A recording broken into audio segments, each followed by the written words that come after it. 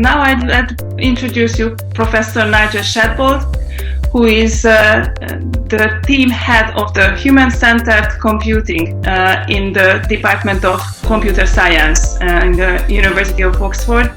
And he is also the founder and the chair of the Open Data Institute. This is a pleasure to hand over to you, Nigel. Thank you. Thank you very much, Sarolta, and thank you to Your Excellency for introducing us here today. It's a great pleasure to be speaking with you. So this is as a keynote, was built as a keynote, but really it's just to set the scene. It's to remind us of some fundamentals as we live in this world that is being transformed by our interaction with machines, increasingly intelligent and adaptive machines. You'll hear much of the proposed real science that's going to be done with this collaboration from the speakers that follow me. And I'm just going to switch now to a few slides to kind of introduce my context and my perspective on some of these issues. So let us just check that this works.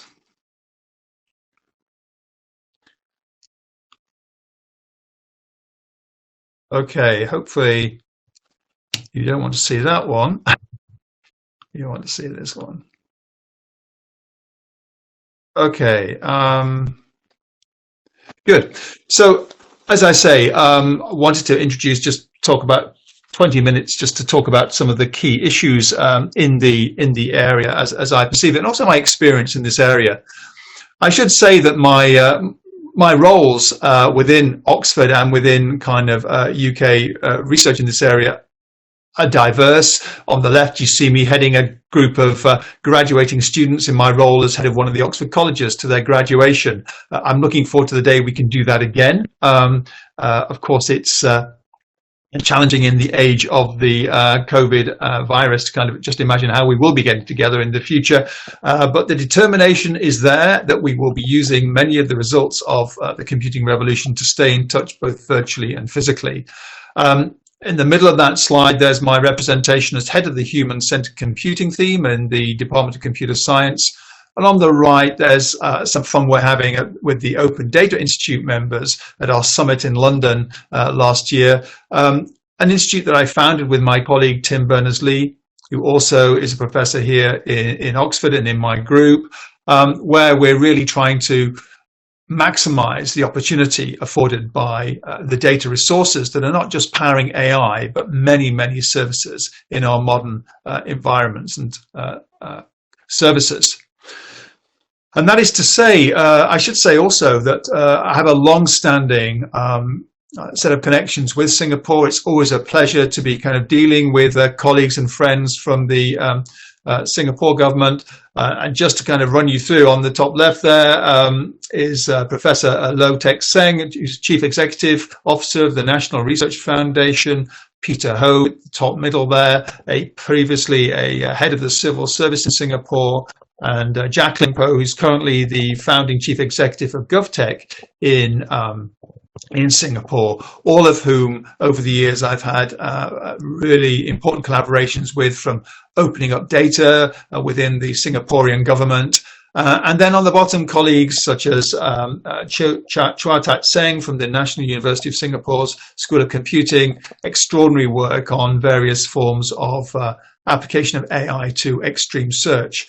And on the bottom right there, a group who visited back in 2013 the Open Data Institute, a delegation from Singapore headed by Ms. Lim Soo Hoon, who's the permanent secretary in the Department of Finance, head of delegation, who were again trying to understand the opportunities of opening up data. So in the talk that follows, I want to talk about some of the major themes that occupy my research team and set the scene for talks from my colleagues from the University of Oxford and Singapore and elsewhere later. The piece of salesmanship here is the fact that I think on the stand is being trailed, the Digital Ape, a book that I co-wrote with my colleague Roger Hampson, appeared in 2018. And you see there in the central cover, that's the Oxford University American edition, which rather takes us on a journey of the human experience from our earliest mastery of stone tools through to today's equivalent hand axe, the mobile phone. The book's been translated in a number of languages at the moment, and what it seeks to do is to explain our fundamental involvement with our technology from the very earliest beginnings. And this is no better illustrated. I'll take us into the rather engaging gaze of a distant forebearer. This is Australopithecus afarensis, an early hominid who 3.5 million years ago was fashioning tools. These tools are extraordinary. 200,000 generations before Homo sapiens appeared, our forebears were making and shaping and developing technology. And by the time we got to the Neolithic period, our mastery of this technology was extraordinary. But that generation, that journey, those millions of years, literally shaped our brains. There's a wonderful series of papers from Dietrich Stout, actually a researcher in the US, who's actually mapped the way in which different parts of the brain are used when making different tool technologies.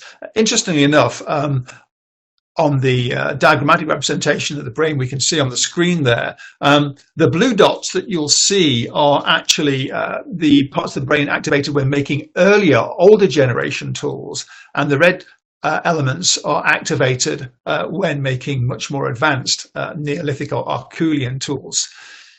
Our tools, we didn't just make our technology literally shaped us. And of course, the intriguing question we all ask ourselves is, how will that journey continue? How is the most recent of our technology going to continue to shape and form us in the future? Every time I show slides as the kind of rapid advance of our underpinning technology, you have to kind of think quite hard about how you're going to update it. You saw there and are seeing now an animation of the A8, the Apple chip that powered the Apple iPhone, well, about 6 years ago now. And even then, we had feature sizes on the order of 15 nanometers. Basic features of a mobile phone, 450 of which you could include in a single red blood cell. Well, the trouble with those slides is that every year you have to update and revisit just what the extraordinary power at our disposal is. The A12 Bionic chip in 2018 had almost 7 billion processors. And the most recent versions, the A13, each year includes multi-cores, specialist cores in its design to run neural networks, to optimize, to actually bring ever more extraordinary computing powers to our disposal.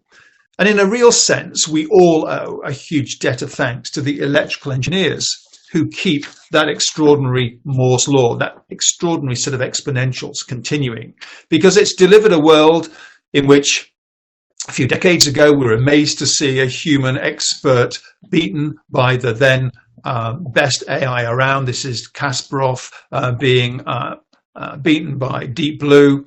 We thought that was impressive enough when you were searching a search space where there were 650 odd billion moves in the mid game of a chess game. We thought that was an extraordinary enough achievement. We never imagined that a game such as Go, with a branching factor that gave extraordinary search spaces for our machines to look over, would be tamed by a machine. But of course, Lee Sedol found out to his cost that the most recent forms of neural network deep learning led to quite extraordinary results. And we're living with the consequences of that right now. The deep neural networks upon which much of the excitement in AI currently is premised are extraordinary and impressive achievements, many of them being used routinely in the applications and projects that we'll hear about today. And it's very easy to imagine in that case that somehow these deep neural networks give us deep insights as to how our own brains are processing and making sense of the world, whether it's visual processing, visual representations of the world, which seems to be organized in this layer-based way. It might be tempting to think that this is a way of understanding the way in which the human brain works. It's quite important with these modern machine learning methods, though, to always ask yourself, are they working in anything like a way in which the human brain does? And there's this rather intriguing work which attempts to fool the best image recognition AI systems by generating counterfeits. And there you see one of my favorite examples of a neural network that is hugely confident that what it's seeing in the image on the bottom left is in fact a bubble or a peacock. What you and I are seeing in those images on the bottom left is kind of a static, but it's incredibly confident that it's seeing the images at the top that it was being presented with. And in fact, that to be trained, to be learned, that point that what may be being abstracted, what may be being extracted from the deep patterns by these networks may be very different than human beings themselves are doing when they make sense of the world. And it's pretty important in that sense that we remember that AI is not just neural networks, it's not just machine learning, that it's a whole range of other methods that draw on techniques from rule-based systems, from logic, from the tradition of probabilistic reasoning, from the tradition of knowledge representation.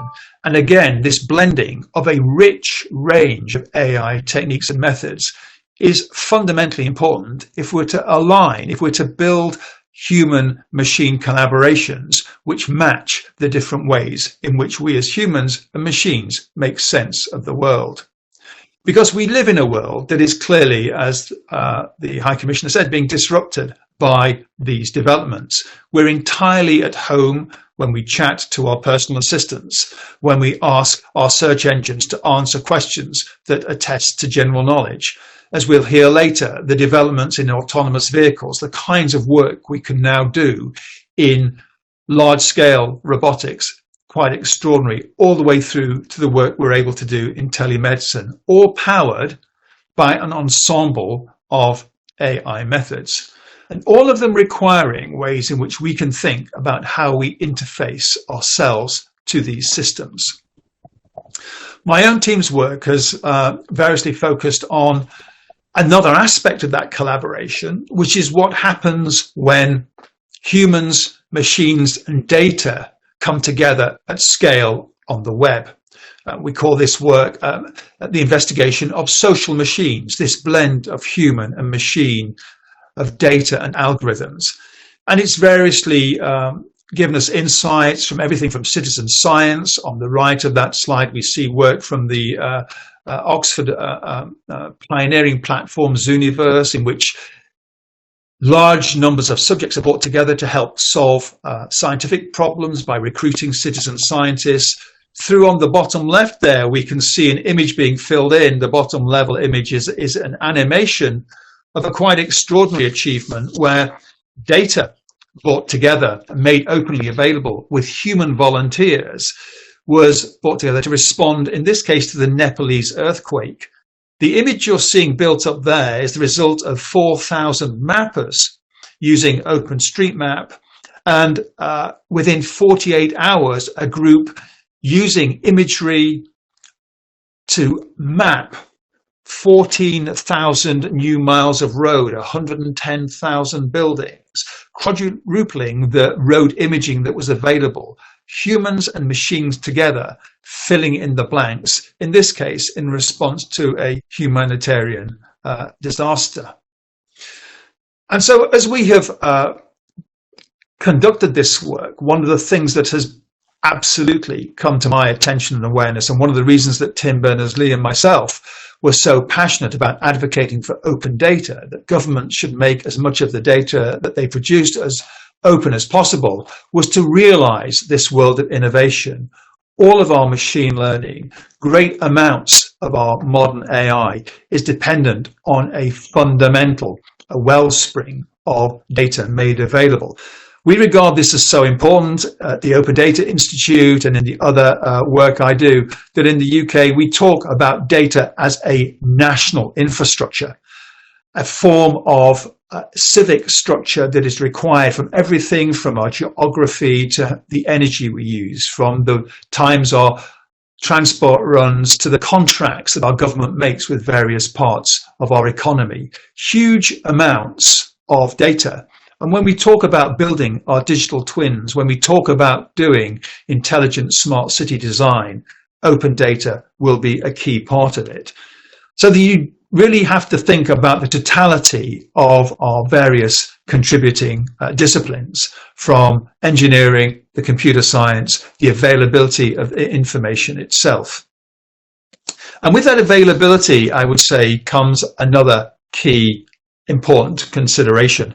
And it is the fact that we're all living in a world that is being driven by the importance of these data flows. And we have to, in some sense, understand what the opportunities and challenges are in those data flows. You hear much talk of the fact that the data that we generate every day, our own data, collectively the data we pull together as groups, is not necessarily within our own agency or control.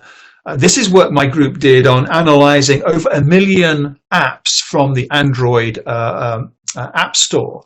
1 million apps, and this is showing you the flows of data from one app with a set of other apps simultaneously installed. This is an Airbnb app, and showing the flow of data in this so-called Sankey diagram, the wet flows showing what information, what personal details, phone characteristics, your location is being passed on to various third parties for marketing, for app functionality, for usage tracking, for many reasons. But the average user has no insight into where this information is flowing to, who has control over it.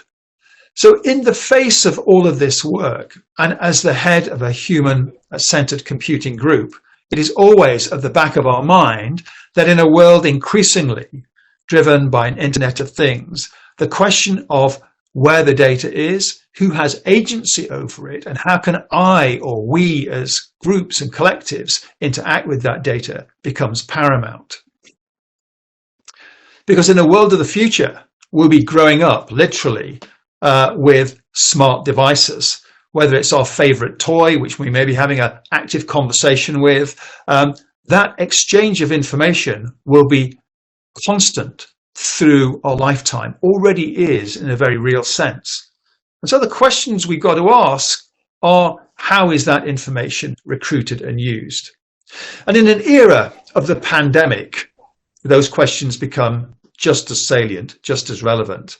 We have seen serious and significant attempts to recruit and use AI in the pandemic to help us discover new therapies, to understand the disease patterns of the virus, to help perhaps identify new drugs that might be helpful, to help us screen the X-rays and the various medical data and images that might give us a better way to diagnose the stages and progress of the virus's disease, all the way through to how we manage our primary healthcare systems, how we allocate resources. There is a huge opportunity in a crisis like this. And one thing that I would always ask us to consider in this process is, are we collaborating on these large-scale challenges? Are we making the data as available as it might be and could be? And that brings us to questions that I really want to perhaps leave us with thinking about, which is, many of this relates back fundamentally not just to engineering challenges, but to questions about our values and ethics. And recently here at Oxford, we announced the setting up of the Institute for Ethics in AI. Now, there are a lot of initiatives around the world where people are understanding that a principal question to face in deploying and using these technologies as we interact with them, that the fundamental future of human-machine collaboration is as much based on questions that relate to ethics as they do to any of the technology underpinning it. So when can we use our AI technology? When should we not? Are the algorithms themselves giving us fair or reasonable results? Are people being, in some sense, discriminated against because of the use of the technology?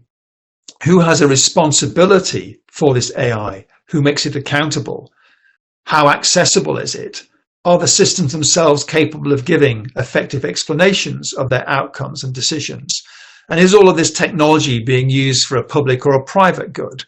Can we actually understand how the use and expectations around AI may change as you move from one geography or one culture to another?